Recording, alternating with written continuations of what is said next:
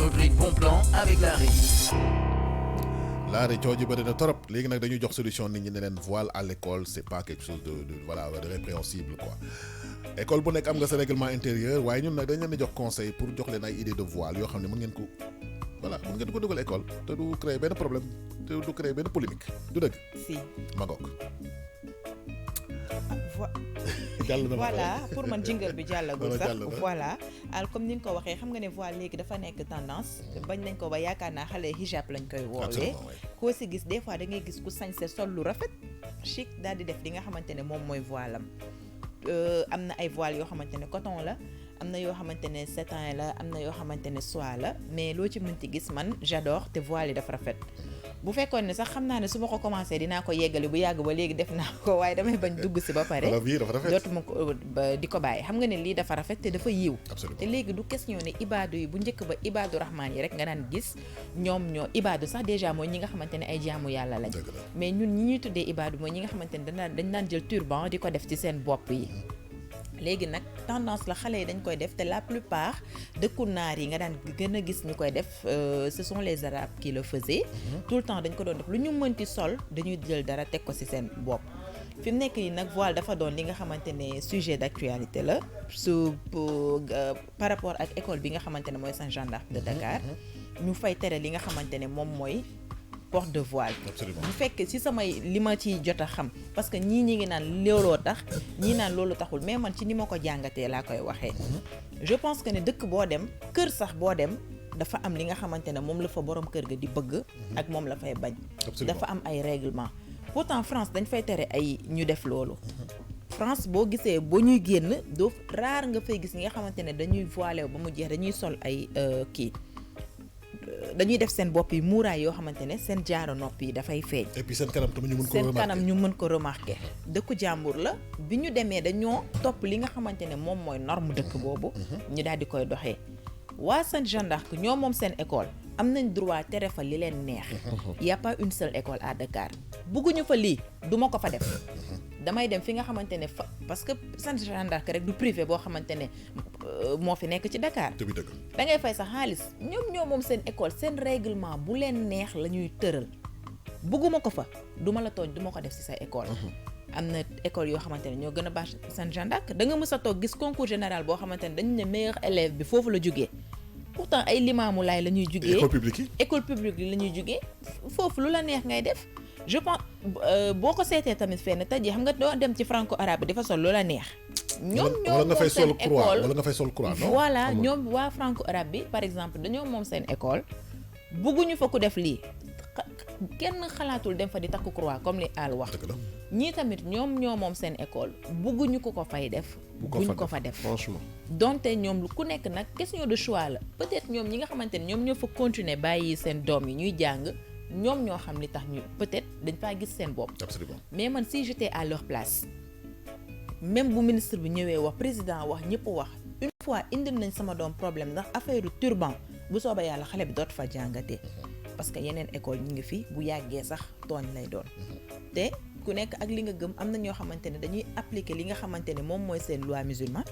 ba seen sañ-sañ mayu leen ñu génn te teguñu li nga xamante ne mooy fulaax seen bopp. Absolument. question de choix la man maa ngi nii teguma fulaar sama perruque laay dëppoo dem am na ñoo xamante ne lii la ñu bëgg da ngay gis xale jigéen dañuy sol seen jean sol seen chemise mais sol comme man ni may solo mais dañuy jël dara teg ko ci seen bopp c'est parce que loolu la ñu bëgg ba pare Sénégal yaakaar naa dafa am nenn loo xamante ne moom moo ñu dal dañoo am ay dañoo complexé parce que dañuy xoole ba jàmbur yi jugee ci seen dëkk ñëw instauré seen école seen dëkk mu doon école yoo xamante ne ñoo ëpp doole par exemple ci réew mi parce que ñëpp xam nañ école Saint-Jean d'Arc nu mu mel école bu am doole la ci dëkk bi boo rombee foofu heure pause doo fa xaj da ngay xam ne fii bañ nañ ko ba borom xaalis yi sax la fa seen doom yi di jàngee. doo gis koo xamante ne loxoom dafa jotul ginnaawam muy dem di fa dugal doomam mu jàng fa ay bokkuñoo ak ñun ay deret ay yeneen façon nit yu weex la ñu ñëw ñoom am nañ seen fulla ba installé seen école ñun ban da nga mës a gis sénégalais bu am école France te pourtant français yi ñoom ñoo ñu coloniser mais ñun France amuñu fa école kon ñun luñ ñu tegoo dañ ko war a tegu. affaire bi complexé bu ñu bàyyiwul suñu complexe gii ñu nekkee waxuma la fulaar mais dinañ dem ba un jour dinañ ne képp kuy sénégalais bu mu jàngee wati ci école ba te bu boobaa ci seen droit la ñu nekk parce que c'est une école française. man moom laa li ma siy wax rek donc man leen rek laa si wax c'est-à-dire ñun Sénégal il faut ñu arrêter c'est-à-dire il faut ñu bañ a di mélanger religion ak réalité li xew. ñun nag dañu tàmm Sénégal bu dara xewee rek ñu bugg koo jël mëbalee ko ci côté diine du problème bi du loolu tey jii nii même kër diine yi que mu nekk kër bu mun di nekk li nga xam ne moom la fa xalif général bi wax ne nii la kër diine bi doxee mais boo bëggee ñëw jokk ci ñoom mais da ngay jaar ci charte yooyu considère vérité école bi nag dañu waxul li xew du ay problème ay turban mais kër diine la preuve en est que fi mu toll nii xale yi nga xamante ne ñi ngi waaj dem màggali Touba koo si gis mi nga naan damay léttu karaw sëñ bi joxe na ndigal kan moo am sañ-sañu jël sa perruque romb ko ci buntu jumaa ja wala nga dem léttu mèche mais ku ko fa def doo toog ko defati ku nekk sa dëkk yaa ko moom li la neex ngay def li la neex nga fay def parce que man mënu ma ko te coow li sénégalais dafa nekk loo koo xam ne dadul wax li xew qu'on se dise la vérité gis nga problème gendarme bi nañ ci teey am ci ay pincettes jël téye ko ay pincettes li xew exactement waxuñu ko lu ne wax nañ ko fi nee nañ booy dañuy def ay affaire ay clan benn di nekk ñoom di jëm a isolé wu par rapport ak yeneen kii. donc Seydina doxuma la mais ma wax la benn affaire tey nga xam ko loolu moo bëri ci dëkk bi loolu noonu la dëkk bi di doxee gis nga tey ji ka muy murit yi koo si romb mu xam ne yow murit nga da lay mbëkkal su joote la ne la sëñ bi maa ngi ziyaar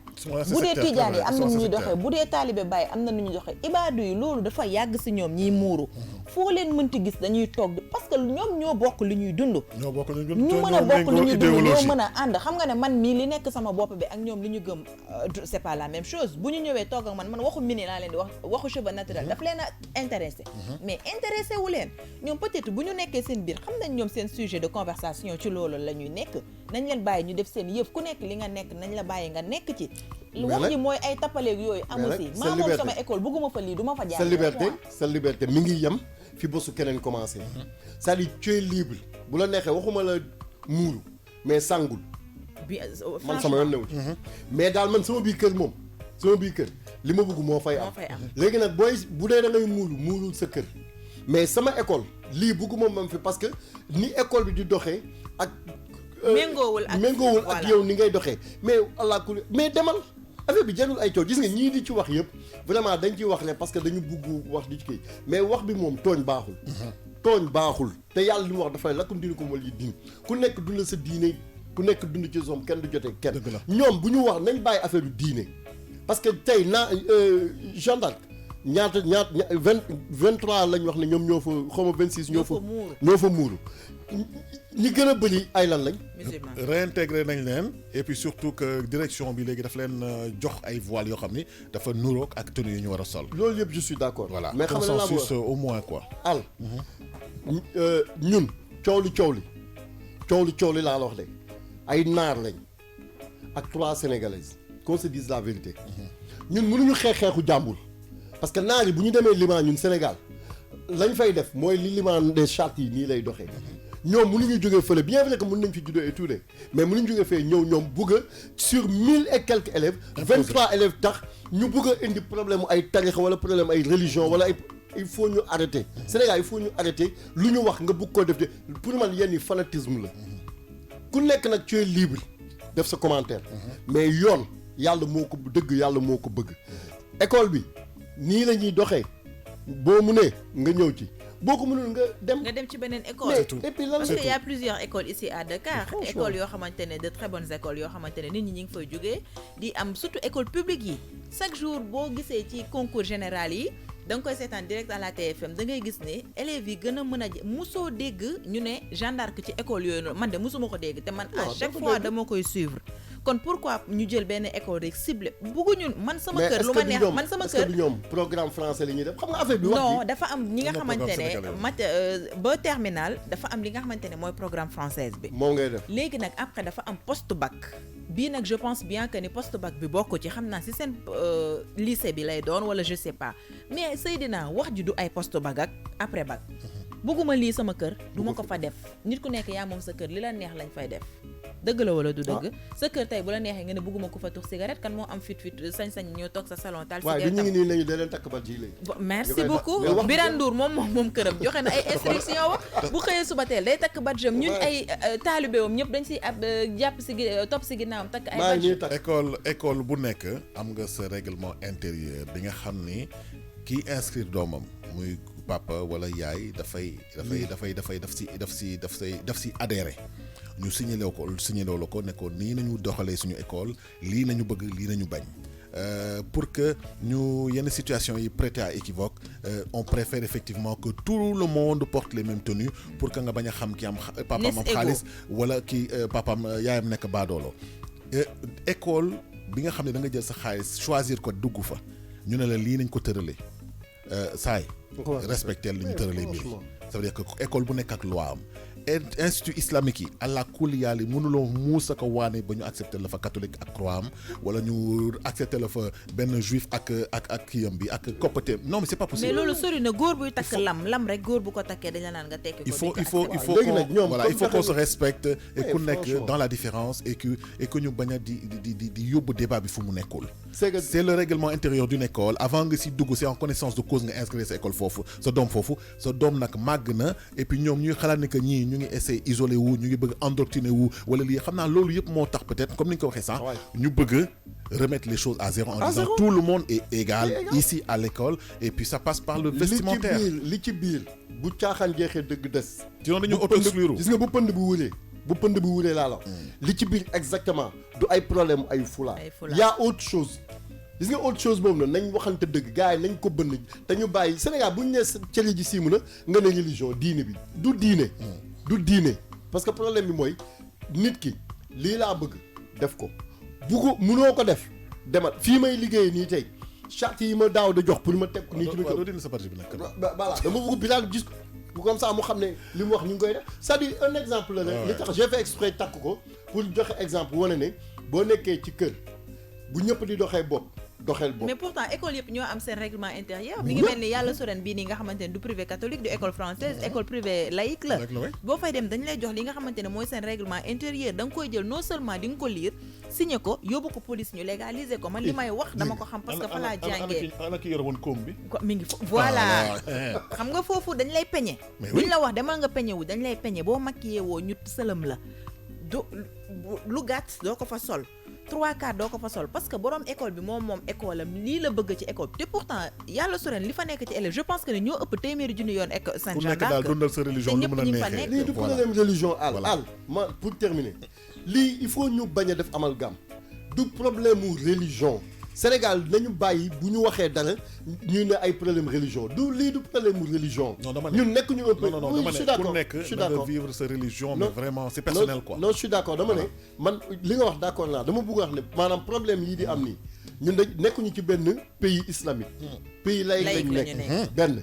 deuxièmement lii du problème religion nañ bàyyi bu ñu waxee ci réussir la ñu ne Sénégal 95% de musulmans la nañ bàyyi Sénégal du question ay problème de musulman wala problème de chrétien xam nga chrétiens yi ak musulmans yi ñi ngi am seen relation yoo xamante ne dafa baax ñi ngi def seen ay dialogue si ku nekk di wax parce que buñ duggee ci religion dafay doon loo xamante ne dafay sensible parce que ku nekk da nga siy gis sa bopp ku nekk da nga ciy wax li nga xamante ne xol nga siy demee te que affaire bi yeggul foofu affaire bi question de choix la bëgguma lii sama école dama nga choisir beneen école boo xamante ne bëgg nañ ko point te nag hijab yi moom loo si mënti gis rafet goo xamante ne man maa ngi ñaan yàlla soppi ma ëlbati sama xel bi ba un jour ma commencé di muuru. est-ce que am nga benn damay citer benn exemple avant ngay won modèle voile yi parce que loolu mooy sujet principal mais on a un peu parlé de l'actualité parce que daf ñu soxal parce que cohésion sociale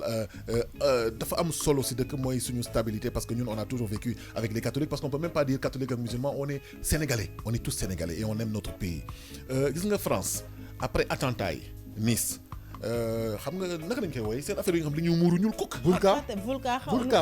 burka bi policiers yi dañ ne pour un problème de sécurité dañu bëgg a gis visage wu nga xam ne moo ko mais ils ont raison ils ont voté une loi pour que loolu ñuy gis léegi kanam bi su la neexee nga muur sa yaram bi yëpp mais kanam bi dañ koy gis mais barki dem fi Sénégal pour ñu mun la identifier jàppuñu fi ñaari góor ñu pour kaan ay loolu jigéen laa doon bëgg a wax c'est pas possible te gis nga loolu xam nga ne xel nanguwu ko man personnellement bu ma moomoon sama dëkk am na loi boo xam ne dama ko fay tere du ma nangu koo xamante ne dafay muuru ba mu totalement xamoo ndax ay bomb daf ko def ci yaramam bi xamoo lan moo ko tax a jóg mais comme sa dëkk bi ñoom tëraluñu loi boobu dañ leen di bàyyi ñu def li leen neex jëndaloo leen yére mayoo leen xaalis bu ñu butilimee bu ñu koy fóotee defaloo leen dara seen choix la bàyyi leen ñu dund ci dund yàqaluñ la dara ci société bi parce que loi bi tegu fi loo xamante ne dañ leen ko war a tere bés bu fi loi bi tere du aal moo leen koy wax wala Seydina bu boobaa yoon mooy def li nga xamante ne moom mais je veux dire dëkk bu ngandee noonu bu émancipé noonu bu demee ba interdire loolu parce que c'est un problème de sécurité qui te pose mais ça devient problème xam nga muuru ba moo tax fii ñiy def loolu entre parenthèses même l'islam gisu histoire l'islam loolu musuñ ko cee def tamit dëkk amul ci histoire l'islam parce que muuru lii lañ la wax jigéen sa xar-xaru kanam dafa war a feeñ ak li nga xamante ne mooy say ay poom ak sa tànk kon xam nga ne binduñu fenn ci l'islam ne yow say bët rek moo war a feeñ mooy li ma lay expliquer c'est-à-dire gis nga problème mu ay affaire yu ay chiite ay sunnite ay quinze problème bi naar yi ñoo ko jëlee fee bugg a ñëw ñun fekk ñu fii ci dëkk Serigne Touba Mame Alhaji Malick bugg a ñëw bugg ñu koo imposer te duñ ko nangu ñoom moomuñ ñu 26 sénégalais 23 nekk kii yow ñetti sénégalais ba pare ngeen bëgg a ñëw bëgg a tas suñu dëkk bi nii wan ñu modèle yi comme ça mu tëj rubrique bi c'est vrai c'est un problème bi nga xam ne il fallait qu'on en parle dinañu dal et puis ku nekk nag respecter charte école bu nekk daal comme ça Sénégal jëm kanam daal di koy def gis nga lii nii am na c'est joli c'est très joli am na ñoo xamante ne sax duñ ko def ay muuraay musóor lañ koy def comme ku ci mel ni Faty Dieng gis nga yi muy def ci boppam bi 230 milliards de dollars les rapporter le commerce bi je veux dire voilà